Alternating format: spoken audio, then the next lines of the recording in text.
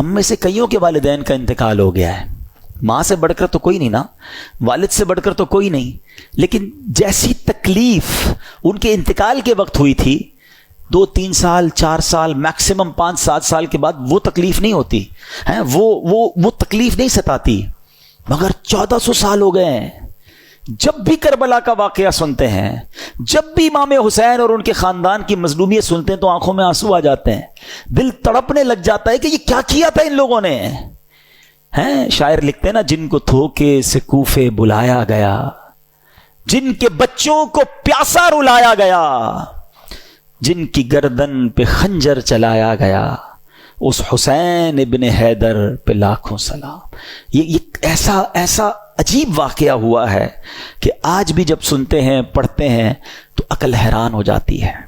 اور یہ ہستی کون تھی، ان کا اسٹیٹس کیا تھا، ان کا مرتبہ کیا تھا، جب یہ سنتے ہیں تو اور عقل حیران ہو جاتی ہے کہ اتنے بڑے مرتبے والی شخصیت کے ساتھ ایسا ظلم۔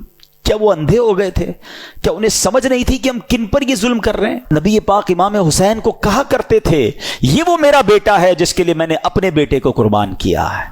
لیول آف لو سوچیں کتنا تھا، افیکشن کیسی تھی کہ اپنا بیٹا قربان کر دیا امام حسین رضی اللہ تعالیٰ عنہ پر۔ میرے آقا فرمایا کرتے حسین مجھ سے ہے اور میں حسین سے ہوں۔ ہیں کبھی کاندھے پر بٹھانا ہے، کبھی گود میں اٹھانا ہے، کبھی چومنا ہے، کبھی کہتے یہ میرے پھول ہیں، بالکل لٹرلی میرے آقا پھولوں کی طرح انہیں سونگھا کرتے تھے۔ امام حسن اور امام حسین کا مرتبہ وہ ہے۔ سیدی اعلیٰ حضرت لکھتے ہیں نا، ان دو کا صدقہ جن کو کہا میرے پھول ہیں، کیجئے رضا کو حشر میں خنداں مثال گل۔ حضور ان دو کا صدقہ جن کو آپ نے پھول کہا تھا۔ ایک اور جگہ سیدی اعلیٰ حضرت گویا اس پورے خاندان کو، پنجتن پاک کو ایک باغ کی طرح سمجھاتے ہیں ہمیں۔ کیا بات رضا اس چمنستان کرم کی، کیسا چمن تھا، کیسا کرم کا باغ تھا۔ کیا بات رضا اس چمنستان کرم کی، زہرا ہے کلی جس میں حسین اور حسن پھول۔ یہ کیسا خاندان ہے۔ نبی پاک اتنی محبت فرماتے، اتنا پیار ہے اپنے نواسوں سے۔ پیارے آقا علیہ السلام کی حدیث مبارک جس کا مضمون ہے، جو حسین سے بغض رکھے اس نے مجھ سے بغض رکھا۔ اتنے فضائل، اتنے نازوں سے پالا ہوا امام حسین کی قسمت پر ہماری جانیں قربان۔ ویری فرسٹ جو خوراک آپ کے منہ میں جاتی ہے نا، ایسا نہیں تھا کہ ان کو شہد چٹایا گیا یا ان کو کھجور کھلائی گئی۔ امام حسین کی منہ میں نبی پاک نے اپنی زبان داخل کر دی۔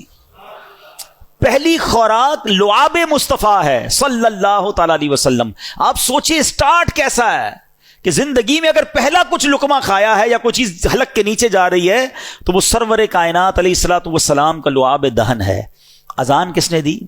آپ کے امام حسین کی کانوں میں اذان دینا بھی ان کی نصیب دیکھیں کہ ان کے کانوں نے پہلی آواز سنی اللہ اکبر، اللہ کا نام سنا، اور زبان تھی حبیب خدا کی۔ ہائے ہائے ہائے، کیا بیان کریں ہم۔ ہمارے پاس تو سچی بات بتاؤں، ہماری اوقات بھی نہیں ہے۔ ہمارے پاس نہ وہ الفاظ ہیں، نہ ہماری اوقات ہے کہ ہم حسنین کریمین اور اس گھرانے کی شان بیان کریں۔ ہم تو بس صدقہ لینے جمع ہوئے ہیں، خیرات لینے جمع ہوئے ہیں کہ کچھ ان کا ذکر کر لیں۔ اور وہ شاعر کہتے ہیں نا، کچھ نواسوں کا صدقہ عطا ہو، در پہ آیا ہوں بن کے سوالی۔ ہم تو صدقہ لینے جمع ہوئے ہیں، نہ ہماری اوقات ہے، نہ ہمارے پاس کچھ پیش کرنے کو ہے۔